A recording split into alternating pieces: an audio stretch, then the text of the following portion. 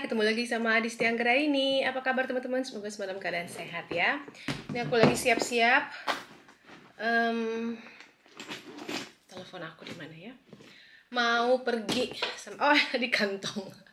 Hari Jumat sekarang tanggal 8 November 2024. Udah bulan November lagi, nggak kerasa. Udah dingin banget sekarang, udah langsung bertransformasi ya. Pakaian kelihatan banget kalau udah musim dingin itu kita pakai baju yang anget-anget, mulai berlapis-lapis karena memang dingin. Jadi kalau misalnya di rumah aja sih nggak masalah, tapi kalau keluar itu beneran harus pakai jaket udah tebel untuk aku ya, karena memang aku juga nggak suka banget dingin. Orang-orang pasti bilang baru segini doang, tapi udah dingin gitu. Jadi juga kadang memang beda-beda ya tiap orang. Kalau orang yang udah tinggal di sini udah lama tinggal di sini mungkin udah biasa aja, tapi aku masih selalu kedinginan. Tapi nggak masalah, yang penting kita pakai bajunya bener teman-teman kalau lagi dingin. Soalnya kalau nggak pakai baju yang bener nanti jadinya masuk angin. Tipikal orang Indonesia banget ya.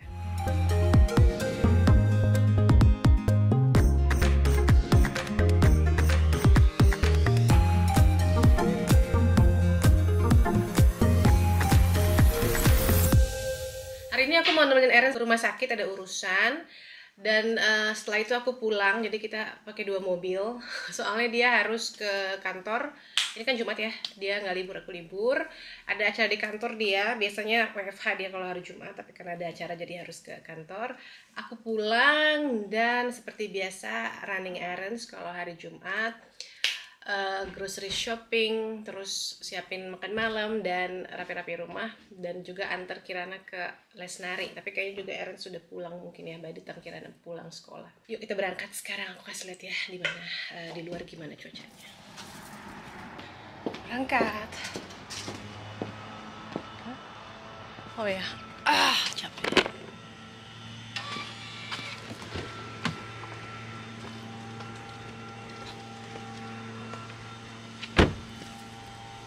Lepas dulu, harus duluan karena aku harus ngikutin dia.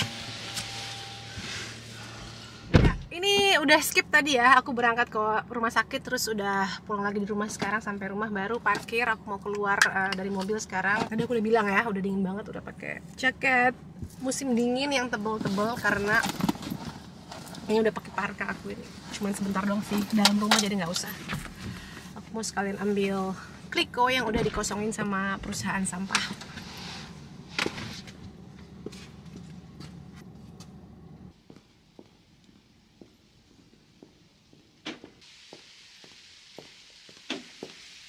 Ternyata belum diambil.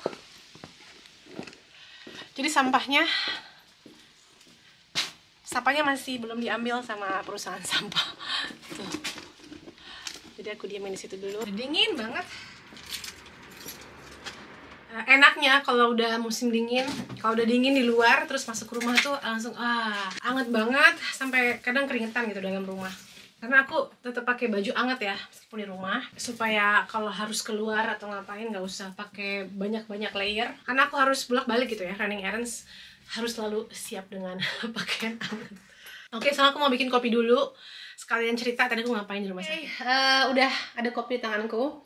Aku mau ngedit reel nanti ya. Tadi bikin reel sambil nyupir. Karena sekarang aku lagi seneng lagi, bukannya nggak pernah berhenti sih, tapi memang lagi seneng lagi ngedengerin M2M ya, lagu yang waktu aku grup band wanita yang dari aku SMP tuh. Aku sering banget dengerin lagunya dan seneng banget karena akhirnya nanti mau nonton mereka di konser mereka di Jakarta. Dan aku tadi mau cerita ya, ngapain sih ke rumah sakit? Aku nganterin errands. Kenapa aku harus ikut? Karena kita harus 2 mobil, karena setelah cek rumah sakit itu errands ada acara di kantor dan aku pulang gitu. Makanya kita bawa 2 mobil. Ceritanya adalah errands harus ngelepas jahitan dia yang ada di sini di bawah kupingnya.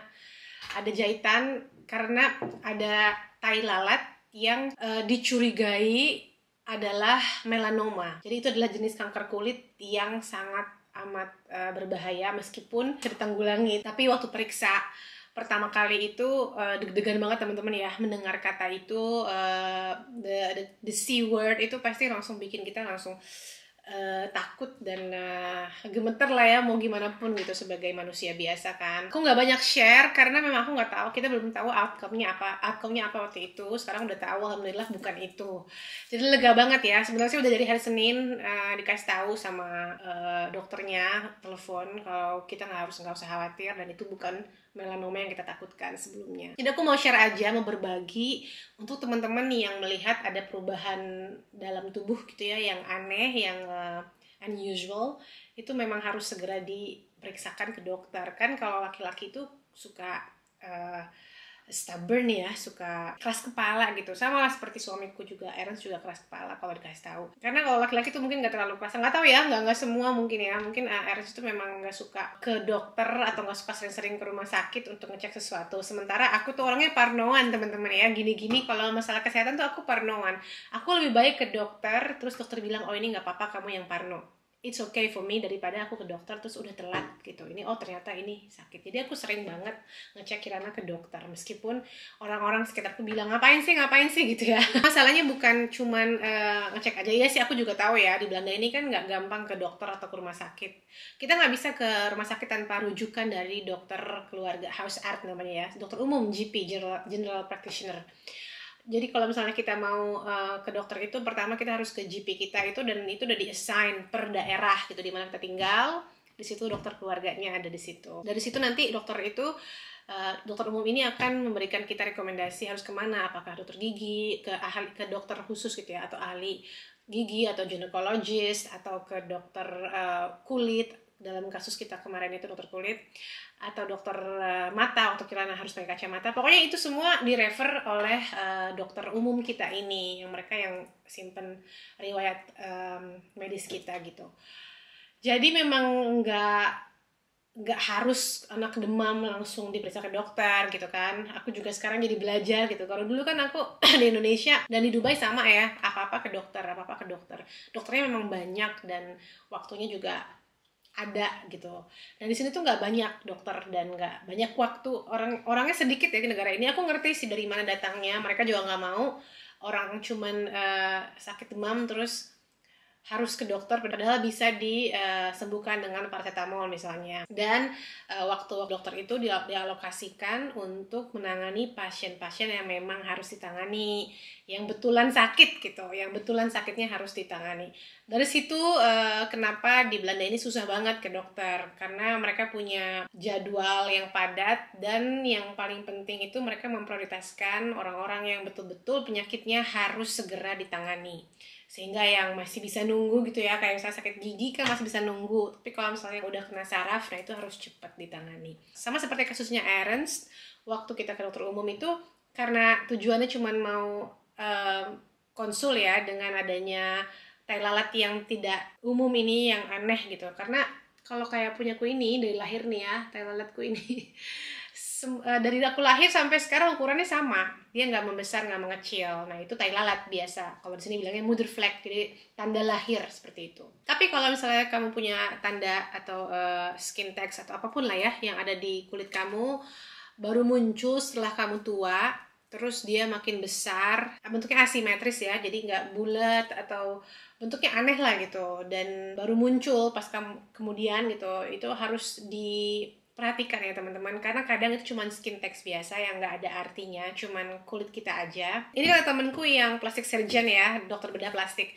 dia bilang bisa memang penuaan. Kalau kamu penuaan juga di kulit ada jadi seperti bercak-bercak yang lebih gelap dari warna kulit kamu, seperti freckles. Nah itu juga bisa, tapi mungkin agak lebih ekstrim. Bisa karena matahari, penuaan dini itu juga, dan juga memang karena usia. Nah itu bisa. Jadi ada yang bisa diignore, ada yang nggak harus dikhawatirkan, ada yang harus di follow up, diperiksa ke dokter ahli. Nah yang Ernst ini aku merasa aneh, jadi aku bilang, dan ini di muka ya kelihatan jadinya kan, aku selalu memperhatikan kok lama-lama besar-besar, akhirnya diperiksa. Setelah berbulan-bulan, karena juga Ernstnya stubborn ya, nggak usah, tapi akhirnya dia mau gitu, aku convince karena bisa jadi bahaya, dan dia ngobrol sama teman-temannya di kantor, terus akhirnya ke dokter, dari dokter dirujuk ke dokter kulit, kata dokter kulit ini bisa diangkat, tapi kita harus periksa si tai lalatnya itu akan diperiksa lab ya, nggak bisa dilihat pakai mata telanjang, harus diperiksa lab apakah ada sel kansernya di situ. Wah, itu aku pas dengar langsung merinding kan ya, langsung lemes gitu ngedengarnya kanker. Aku langsung Google melanoma itu kalau ditangani secara cepat dan masih di stage yang awal itu life expectancy-nya itu bisa 5 tahun. Aku langsung overthinking kan ya, oh my god, how could it happen to us gitu. Pokoknya aku beneran gak tahu mau gimana. Jadi masih kayak kaget, tapi juga oke, harus tenang ya, karena aku gak bisa panik gitu. Untuk menenangkan Ernst juga, dan memang kita belum tahu ketika itu apa, baru dikasih tahu kemungkinan aja tuh aku langsung udah takut gitu. Cuman dikasih kemungkinan namanya ini, langsung kita ngecek Google, aku nanya teman-temanku yang dokter. Secara aku parnoan kalau masalah kesehatan kan, jadi ya udahlah gitu, galau lah pokoknya minggu lalu itu. Sampai akhirnya kata dokter kulitnya, nanti kita kabari hasilnya. Dan setelah itu kan diangkat tuh, terus dijahit. Minggu lalu, hari ini jahitannya dilepas dan hasilnya dibagikan ke kita. Dan alhamdulillah bukan itu, semenjak hari Senin itu sudah dikabari sama rumah sakit. Mereka juga nggak mau kita menunggu lama, padahal hasilnya kabar baik gitu. Jadi mereka cepat-cepat ngabarin ke kita waktu ada hasil labnya. Hari Senin itu udah kasih tahu kalau itu bukan melanoma. Aku langsung alhamdulillahirobbilalamin, langsung bersyukur. Tapi bukan berarti kita jadi lengah ya teman-teman, karena setelah adanya itu kayak peringatan aja itu aku sama Ernst. Oke, berarti lain kali kita memang harus mungkin lebih cepat lagi untuk ke dokter gitu. Terutama untuk Ernst ya, karena aku udah parnoan orangnya. Jadi pelajaran aja, kalau ada sesuatu yang baru dari badan kita nggak tahu, kita nggak familiar karena kita orang awam, tanya sama ahlinya gitu dan secepatnya. Dan alhamdulillah yang kemarin itu yang kasusnya Ernst dipercepat karena ada kemungkinan melanoma, karena itu kan top priority banget kalau di sini ya. Kalau udah cancer itu udah pasti deh kamu nggak usah ngantri, nggak usah apa, karena kan harus cepet ya. Itu per menit itu berharga sekali untuk pasien, jadi harus cepat ditanganinya. Karena itu juga kita tangannya cepat, dari mulai ke dokter sampai hasilnya keluar itu cepet banget. Jadi aku bisa bernapas lega sekarang. Udah diangkat telalatnya dan sekarang tinggal lukanya aja, harus tunggu sampai lukanya kering dan sembuh, dan akan ada bekas jahitan gitu di wajahnya dia, tapi nggak masalah ya, aku udah nggak mikirin soal itu. Ernst juga nggak peduli sama bekas jahitan. Dan yang jadi pemikiranku ketika itu dan sekarang gitu, beneran deh teman-teman, harus kita udah mulai mikir ya. Sekarang umurku udah 38, udah mau 40, Ernst sudah 52. Kita udah mikir, kita udah di tahap dalam hidup itu yang udah mulai bersiap-siap gitu ya for whatever happens next. Dan yang jadi hal yang paling bikin lemes itu sebenarnya bukan kalau ada hal buruk yang menimpaku gitu ya, atau Ernst itu bukan sedih mikirin diri sendiri atau mikirin pasanganku, tapi anak ya. Kalau udah jadi ibu itu yang dikepikir langsung anak gitu. Sekarang tuh kalau mau ngapa-ngapain, mau ngelakuin hal bodoh seperti ngebut atau melanggar aturan lalu lintas yang beresiko terhadap kamu sendiri, atau mau gila-gilaan gitu ya, minum alkohol, atau teman-teman I don't know lah ya, yang nyoba-nyoba rokok atau rokok yang lebih strong ya seperti marijuana atau apa. Mungkin waktu muda itu kayak masih oke coba. Sekarang tuh jadi kayak mikirnya banyak banget kalau melakukan hal-hal yang bodoh, yang fun, menyenangkan. Itu mikirnya banyak banget karena udah punya anak. Itu sih ya, dari semenjak punya anak tuh aku langsung berubah gitu ya. Hidupku tuh kayak lebih memang sih dari muda aku juga nggak nakal-nakal amat ya, wajar lah kenakalan remaja, cuman memang nggak pernah nyoba drugs alhamdulillah, dan nggak kepengen. Aku nggak pernah ngerokok, nyoba iya tapi nggak pernah kepengen. Aku nggak ada addiction gitu, jadi kalau udah nyoba tapi oh ya gitu doang gitu, nggak jadi addict. Udah dicoba semuanya, jadi udah waktu muda gitu. Sekarang aku udah nggak kepengenan yang gitu-gitu lagi. Dan memang dari awalnya aku juga nggak bandel-bandel gimana, sekarang jadi makin lebih menjaga badan gitu, menjaga lifestyle untuk keberlangsungan hidup anakku. Bukan untuk semata-mata aku ya. Kita kayak nggak bisa egois lagi sekarang. Aku sehat, aku mau mulai rutin olahraga, berusaha untuk hidup sehat itu semata-mata hanya untuk bisa sama anak lebih lama lagi. Jadi lesson to learn-nya ya itu teman-teman ya, quality time kalau lagi bareng-bareng keluarga tuh dimanfaatkan lah, waktu sebisa mungkin dimanfaatkan. Kalau kita mikirin lagi soal waktu, itu adalah hal yang paling berharga ya di muka bumi ini. bukan materi, karena materi itu bisa dicari, bisa hilang, bisa datang dan bisa pergi. Kalau waktu itu cuma bisa dinikmati sekali, nggak bisa diulang lagi. Jadi benar-benar precious banget. Banyak kejadian dalam hidup aku belakangan ini yang bikin aku merasa okay, I have to value life more than before. Ya, jadi lebih banyak introspeksi diri, terus quality time sama keluarga itu penting banget sih.